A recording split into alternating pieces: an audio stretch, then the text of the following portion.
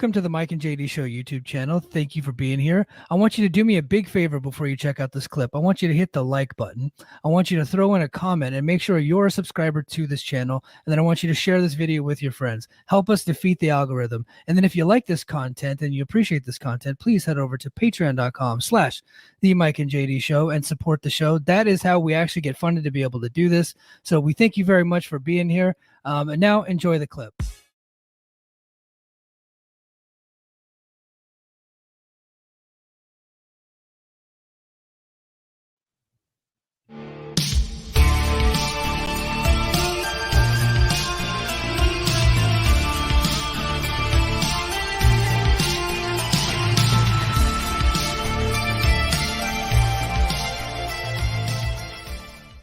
I actually did a couple of podcasts about the Motor City Machine Guns this week, but apparently there's still more. I thought maybe I'd be done by Saturday, but no. But of course they had their tapings last night in Philadelphia, and there's no real like crazy updates other than it did come out I think on PW Insider that they are expected to leave, that they are on their way out, and that's disappointing. That is incredibly disappointing because like I was saying earlier this week, and I don't want to keep rehashing it, the Motor City Machine Guns are like, when you think of TNA, they're like two of the guys that you think of. And we did this whole TNA relaunch that's based off of nostalgia, and you're removing part of that, the fabric of what makes TNA by not re-signing them. Now they did offer them per date deals, right? So instead of locking them down to exclusive contracts, they're just like, okay, hey, what's your guys' independent rate? We'll bring in for that, like per date, but we're not going to commit to you. But please commit to us. Like, we would appreciate if you commit to us, but we're just not going to commit to you. And some people, like some talents, actually like that. And one of those talents are, returned last night to the tapings, and I'll get to that in a little bit. Some talents, like, they prefer that. They don't want to be locked into anybody. They want to be able to kind of come and go as they please. Other talents, they like that paycheck coming to the mailbox every week, or they like that, they like their check hitting that, hitting their bank account every week. I don't think people actually get their paychecks mailed to them anymore. I at least I have not in over 20 years, by the way. When I worked at Pizza Hut, I think it was like every Tuesday. Yeah, it was on Tuesday. So every Tuesday you'd report into work and they would hand you an envelope with your paycheck in it. That was I want to say circa 2001, 2002. But since I've been in the military, they're like, no, you have to give us your bank account number because we're not giving you paychecks, or it's just gonna go hit. It's gonna hit your bank account. I was like, oh wow, how futuristic. That was in 2004. But sorry, old man stories today.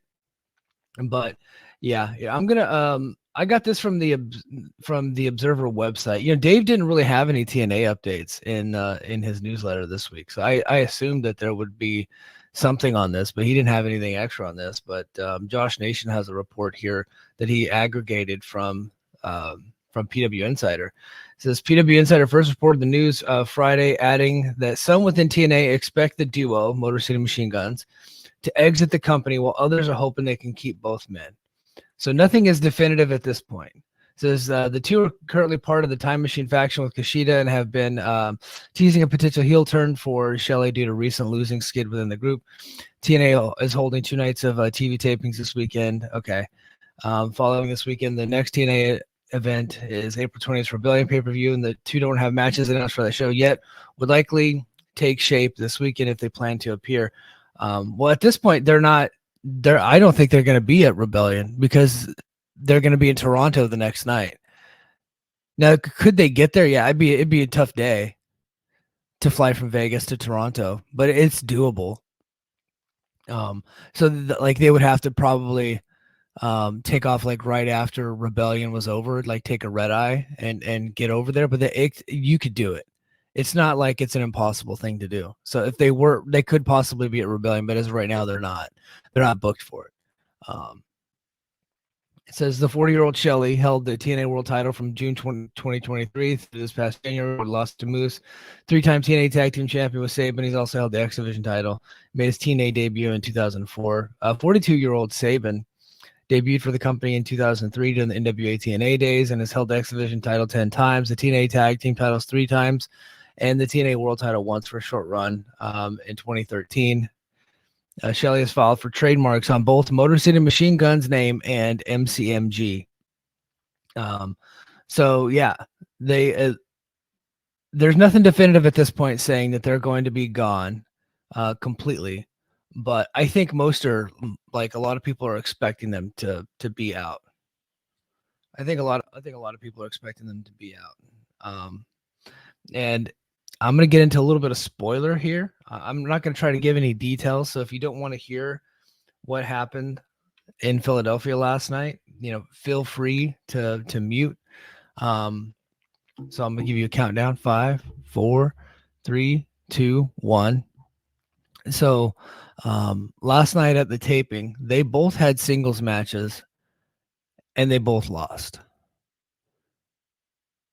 If that doesn't tell you that they're probably on their way out, I don't know what will. Sabin also lost, not this past week, not last night or 2 nights ago on Impact, but he also lost to Ali. The funny thing is, yeah, he lost, but he lost in storyline fashion. And Alex Shelley won his match. And so that's the weird thing. Like this whole thing just came out of the blue. That they were leaving, because if you've been watching the TV, they've been actively engaged in one of the more interesting storylines out there, and that's like it tells me that the left hand doesn't know what the right hand's doing. Because if you think someone's going to be on the way out, you're not really going to take a lot of your TV time telling stories about them.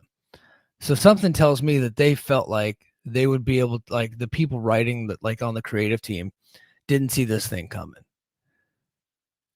And they didn't really maybe they didn't know the dates were coming up, or management didn't communicate to them. It's like, hey, look, don't get behind these guys because we're not able to work out a deal. Maybe don't dedicate so much TV time to telling stories about them both turning heel, because it'll be a waste of your time.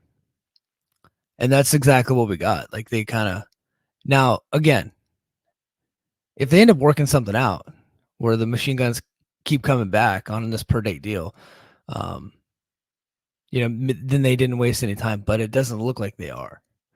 It really doesn't. I think once they hit free agency, yeah, they'll probably work some indies, but I think AEW picks them up pretty quick, to be honest with you.